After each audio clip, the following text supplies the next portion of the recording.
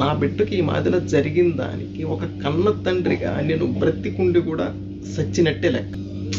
నా కూతురు డాడీ ఈ మాదిరి చేసాడు డాడీ, పట్టుకున్నాడు డాడీ, గట్టిగా గట్టిగా పట్టుకు అక్కడ చెస్ట్ దగ్గర అక్కడ పట్టుకోరాని చోట పట్టుకున్నాడు డాడీ, బట్టలు తీసేసాడు డాడీ, భయపడినా డాడీ, మూసుకున్నాడు డాడీ, నోరు మూసి పెట్టేసి. తెలుసుంటుంది కువైట్లో కానీ ఇండియాలో కానీ ప్రసాద్ బ్లాగ్స్ అని తన యొక్క టాలెంట్తో యూట్యూబ్లో తనకంటూ ఒక పేరైతే తెచ్చుకున్నాడో, అలాంటి వ్యక్తికైతే ఈరోజైతే ఇలాంటి సంఘటన జరుగుతుందని ఎవరూ ఊహించలేదు. అది ఏంటంటే తన కూతురుకి వచ్చి 11 సంవత్సరాలు, తన కూతురుపై ఒక ముసలోడు బలవంతకారానికి పాల్పడ్డాడు. ముసలోడు ఆ తండ్రి ఏం చేశాడంటే చివరికి తన తండ్రి బాధ, ఆవేదన, తన తల్లి ఒక బాధ తట్టుకోలేక అతనైతే కువైట్ నుండి ఇండియాకి పోయి ఆ ముసలోడిని అయితే చంపేశాడు. మీరు అనుకోవచ్చు ఎందుకు చంపాడు అని. ఎందుకు చంపాడంటే చట్టపరంగా వెళ్ళాడు పోయినాడు, కానీ న్యాయం జరగల.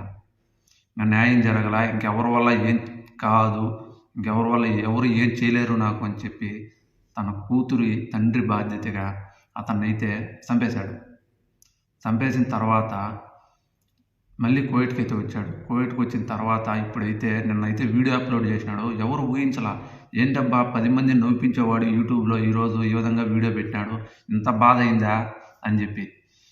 ఇప్పుడైతే అన్న ఇండియాకి అయితే వెళ్ళిపోయినాడు. పోలీస్ స్టేషన్లో లొంగిపోదామని చెప్పి నిజాన్ని ఒప్పుకొని ఇతనికి న్యాయం జరగాలని చెప్పి ప్రతి ఒక్కరు కోరుకుందాం. ఇతను చేసిన పని కరెక్ట్ అయితే కామెంట్ చేయండి.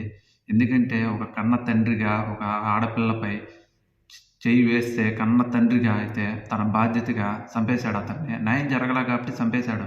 కానీ చంపింది తనలో ఉన్న బాధ, ఆవేదన, తన తల్లి ఆవేదన.